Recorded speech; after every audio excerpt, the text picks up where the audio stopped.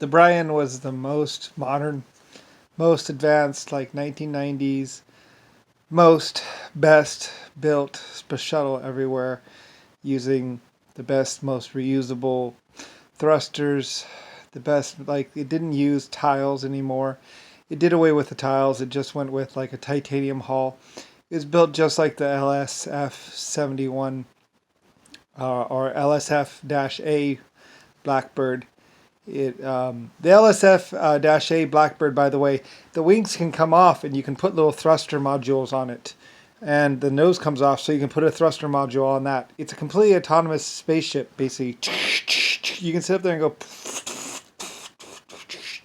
because the two little back thruster wing, the two little wings, they're interchangeable. You can take them off and you can put on thruster modules. Basically, the wings with little thrusters on them, pretty much. So it can go, and the nose comes off and you can put on a thruster module on that too. So you can go, so it can work in space as a two-person space runabout, or it can work, as just a interplanetary ship.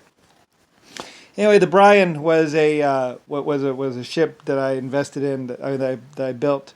I had built basically the latest and greatest of 1990, pretty much, or 1980, basically a reusable spaceship. Had the most modern engines. I think the main rocket is supposed to be able to jettison off, and the spaceship basically carries on into orbit or something like that, or it can get up into orbit and blast around. On the main engines, you can throttle up, yeah, and go for the moon or whatever. It's basically, like a space runabout with the big engines. It can fly up into space and still have fuel to cruise around, basically like that.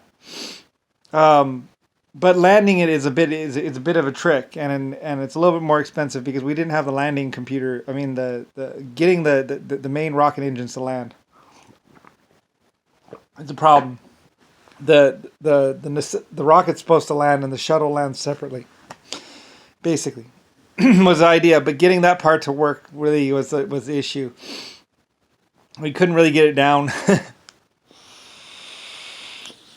Like I said, getting the idea was what was that the rocket engines and the fuel tank and everything would go up, and the space shuttle would detach and stuff like that, and then the rocket and then the main section would come back down, basically like that.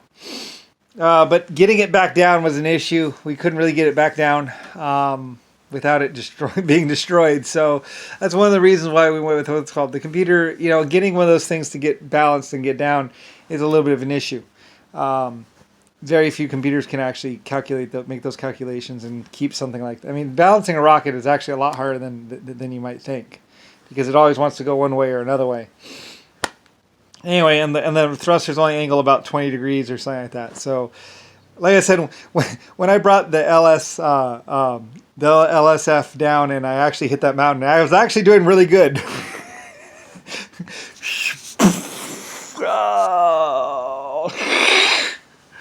Anyway, I was actually doing really good with that old LSF ship, colony ship.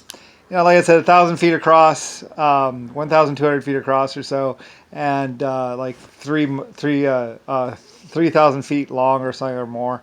I was actually really doing good when I hit that mountain and then slid down, because that was better than most people than even 1990 could do. Most people would be, and I did that a long time ago. So I was actually really doing good that time. They said, no, you're doing good right up until the point in time when you hit the mountain. So I was actually really doing good with those engines, but those engines had like 36 degrees of angle or something like that. They could actually angle a long ways, whereas the new ones can only angle a couple degrees or something like that. So it's a little bit harder. I mean, if you have the computer power and you can balance like what I could do with the old LSF ship. I could angle it like 34 degrees, I think, or something. I could get a good amount of angle anyway out of it, and went. Anyway, so I did pretty good, and no one died. Just a couple broken ribs and a dislocated arm or two, and some other stuff. They were okay. It was just a little oval after that. Well, not really oval. Just one side was a little crushed in. But that's fine. Like I said, it shoved the nacelle right through the engines and basically sheared off one engine, hit the other engine, and sheared off that one, and basically almost stuck out the other side or something, or even stuck into their ways. Anyway, so I did pretty good that time. Anyway, though, but the Brian spaceship was just a little ship, and it was supposed to the main tanks were supposed to come off and be able to land on their own, but getting that part to work was a little bit more of an issue.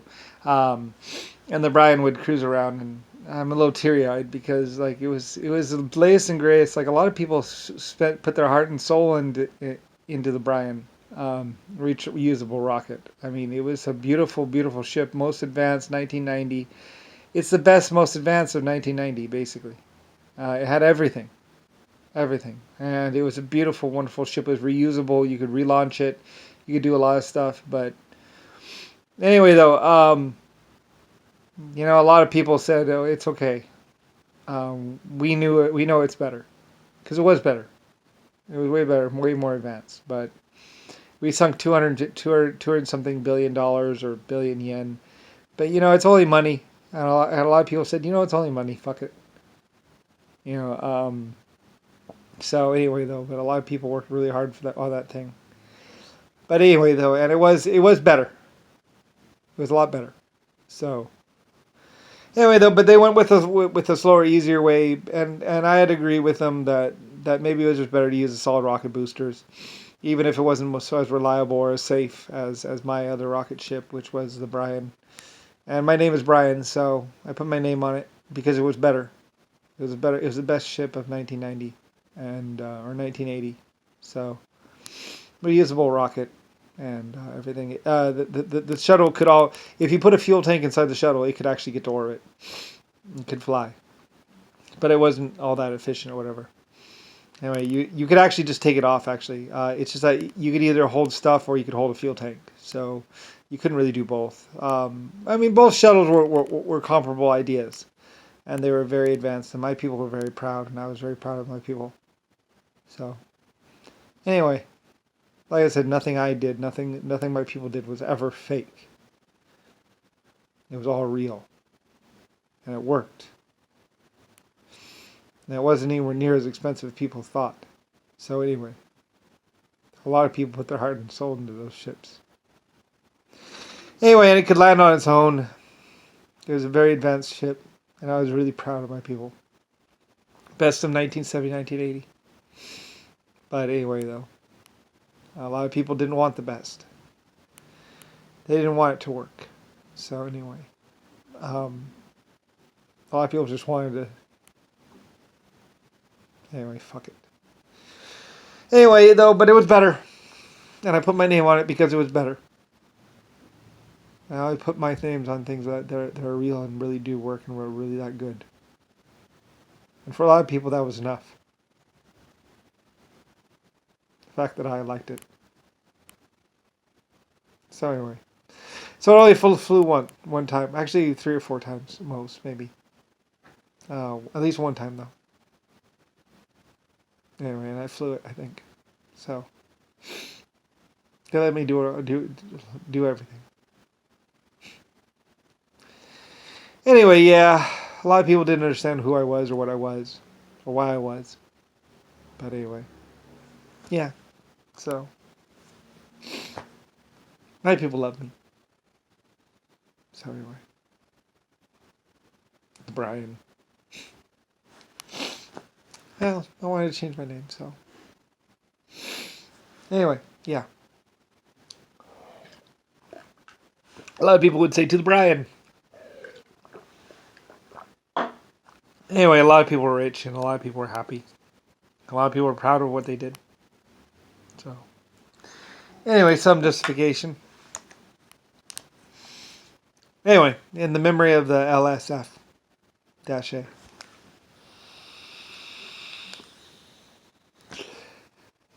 And naysayers be damned. Anyway, I think it used depleted uranium or something like that. It was not easy to do. Like I said, depleted uranium is very hard to work with. And at great cost and great effort was it done. And it was done without any casualties or anyone hurt. Like I said, zero casualties, 0 losses.